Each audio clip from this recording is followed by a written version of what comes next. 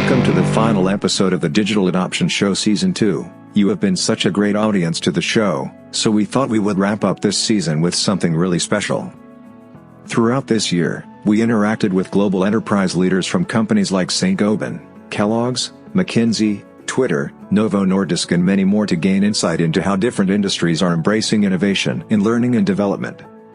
As we come to the end of this season, here are our top 5 picks. One of the most influential discussions was between Marco Dondi, Associate Partner at McKinsey & Company along with Saurabh, Global Head, Customer Solutions at Whatfix on what skills future employees will need. Here's a small excerpt from the show. We are seeing that the world of work and broader even society is undergoing a variety of significant trends that are making this time very different than in the past.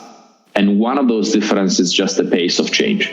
If we think of introduction of technology and the pace at which technology itself is changing, many of these technical skills become obsolete in 12 to 18 months.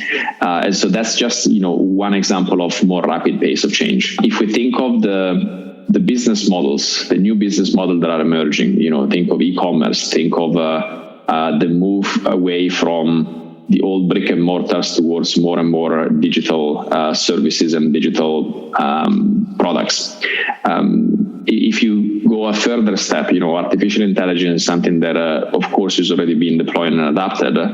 But if you take a step further and thinking the speed of diffusion of these technologies, and also as these technologies become better, what are all the type of activities that they could substitute?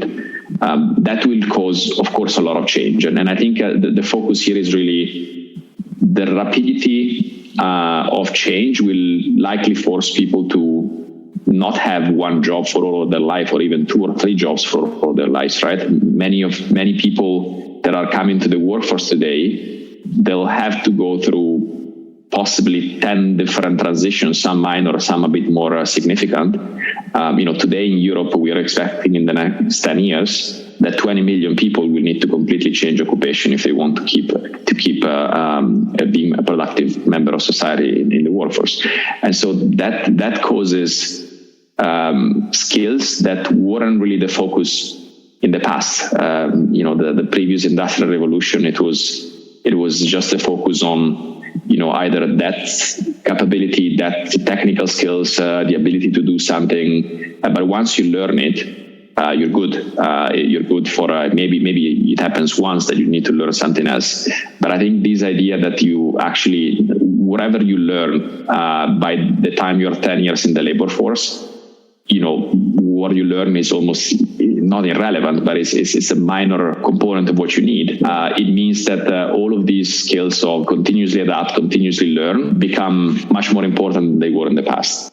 The first episode of the season and one of the most interesting discussions between Bart Schutte, Director, Digital Learning at Gobain and Arijeet Diengdoh, Associate Director, Sales, EMEA at Whatfix, on how to transform, not train your way to a better business strategy. It's not just about training. You're really talking about transforming the company in terms of the skills, in terms of the culture, in terms of how we organize. So I'm going to be inspired going forward by what we've done over the last couple of years with our Data and Analytics Academy. This was a program that we began in the middle of 2019.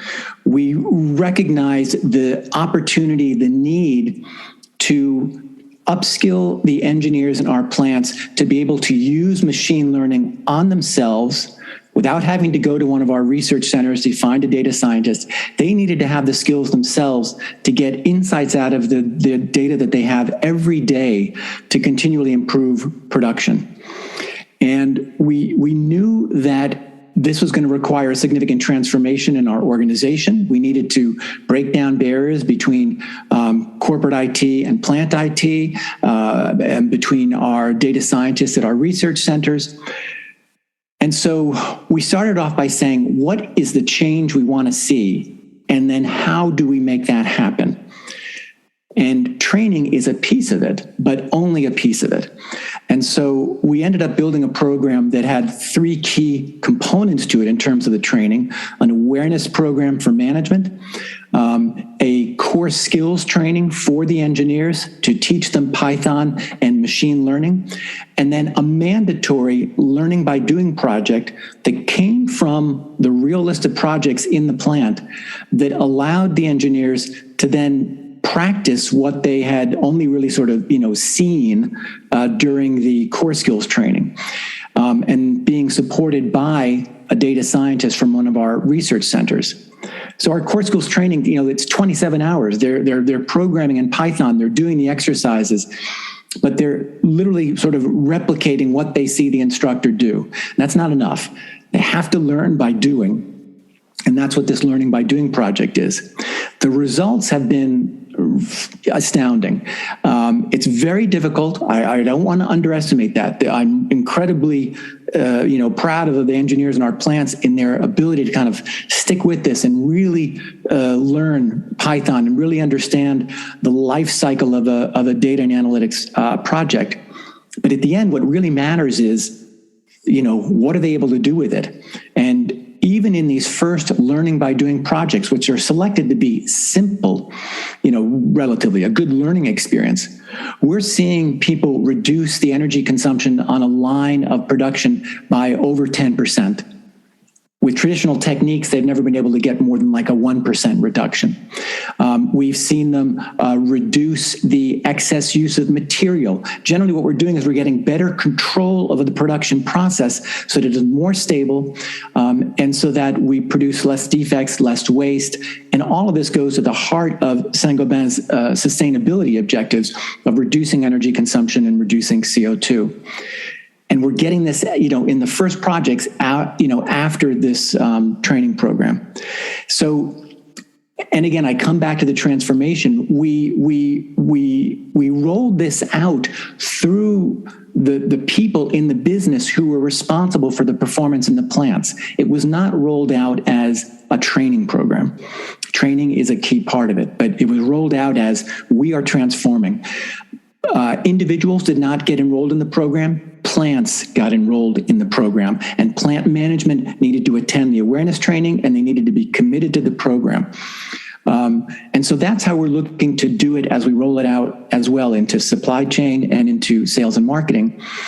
And as I look at some of these other things that I want to do, I have to anchor it in some transformation that senior executives are behind and going to give me the support and drive it down into their business. It cannot be driven down by L&D. The episode is no less than a fictional movie for the Marvel fans with a twist of AI learning in it.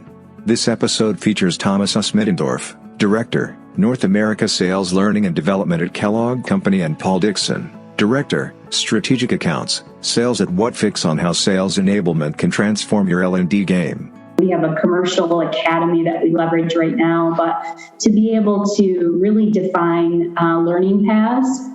So we have something today, but it's not where we want to be. If you think about, as you're looking at Netflix and it's, bringing up ideas for you to watch different movies or shows, that's almost what you really need in the learning space, is to be able to have suggestions and things like that. So being able to have technology around creating learning paths, our role growth experiences, I think is definitely top of mind. But again, it's so important for you to be educating yourself with, vendors like you and just all the industry experts. Absolutely. There's just so much out there, and you've got to stay on top of it and look to your partners to help. And so I think that's super important to just understand what's out there, and then how does that match, your roadmap and what you want to go after. One of the must-listen episodes of the season is the 5 must-follow hacks to build a future-proof workplace, featuring Claire Doty, formerly Global Director, Learning at Twitter, and Akshay Mosa, Customer Success Manager at Whatfix. I think technology can make experiences more human than being physically in the same room together. Like, okay, when I started my career 20 years ago, there was a very strong, gap between being alone, working through content on an LMS, and today where, there can be really transformational learning experiences, when you're using like things like Slack and Miro and Zoom, and you've got multiple touch points. It can be very powerful. And it's not that I don't think there's, I have nothing against in-person experiences. I think that we crave that connection. But a well-designed, tech-enabled learning can be really human, and it can create a continuity outside the classroom to build a more sustainable relationship across peers. And it can be much more inclusive.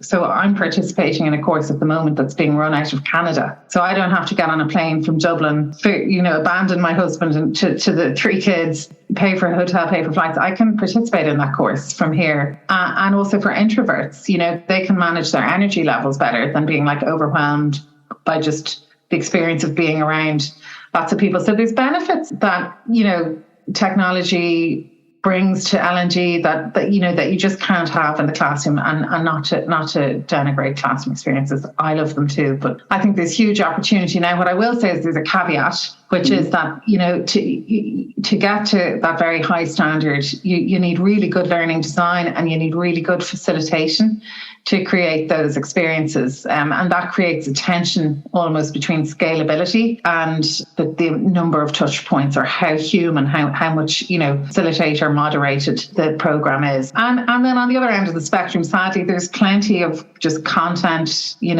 festering away on learning management systems that would make you feel very isolated using e-learning, and, or the tools aren't being fully utilized. But, there's great opportunity. I think it's never been more exciting, really, for L&D to start using technology. We're past starting, but to really exploit what's available. The last pick of the season, and one of the ones that will delve deeper into the field of neuroscience, stars Stella Collins, co-founder and chief learning officer at Stellar Labs, and Ajay Kumar, vice president, pre-sales at Whatfix. Learning development people on the whole are incredibly helpful. They really want to do a good job. I think they are developing and improving their own skills as they realize that the world is changing. Training at work is nowhere near like it used to be. So I think they're doing that. There's still a lot of work to be done there. So I think we need to get much better at being able to show impact and return on investment. We get a little bit involved in, doesn't the training look good? Don't we feel good? Do the learners feel good? But actually, have they actually changed their behavior at work? And not all the time has that happened. So that's really important. I think we need to be more credible and professional. It's very easy. You can just become a trainer. Nobody ever asks you, have you got a qualification? Or you can do it without a qualification. So I think not necessarily needing more qualifications, but I think we need to be more professional about it. And I think that's where having an understanding of the science of learning can add to that credibility and professionalism. We need to be much more connected into the business, because gone are the days when learning and development kind of sat in an ivory tower and could create content and just hope that people wanted it, or create courses and just hope that people would choose them, which did used to happen.